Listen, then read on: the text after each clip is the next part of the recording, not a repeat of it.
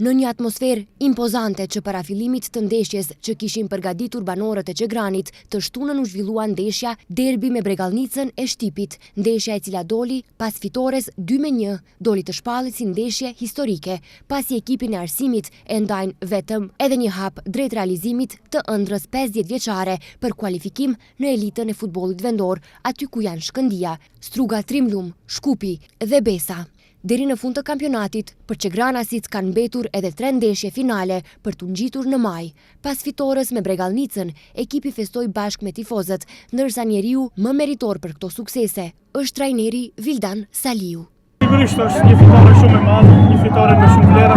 një fitore e cila na afron një hap afër asaj ëndrrës të cilën e potencon disa ditë më parë në televizionin tuaj.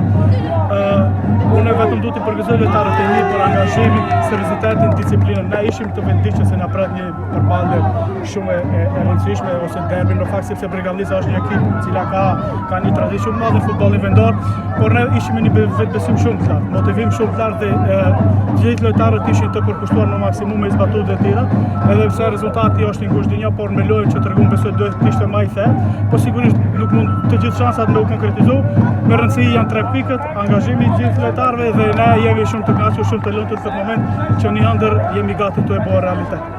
Sa i përket ndeshjes së ardhshme kundër Borecit në Veles, që luhet të martën, trajneri Vildan Saliu tha se kundërshtarin e vlerësojmë lart, por shpreson se nga Velesi të kthehen me 3 pikë. Ndeshja e radhës me Borecin në Veles,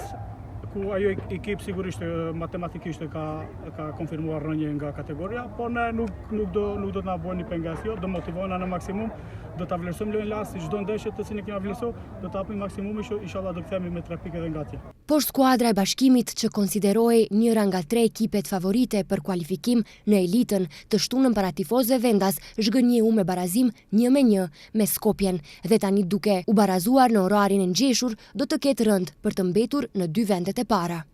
Rezultatet e javës së 27, Arsimi Bregalnica 2-1, Bashkimi Skopje 1-1, Bellasica Detonit Pllachkovica 1-2, Kamenica Sasa Vardari 4-2, Makedonia Gjorgje Petrov Boreci 3-0, Novaci Vardarski 3-0, Ohri Kozhufi 1-0, Pobeda Osogova 0-0. Pas javës së 27, tabelën kryesojnë Makedonia Gjorgje Petrov me 60 pikë, Arsimi me 58 pikë dhe Bashkimi me 57 pikë.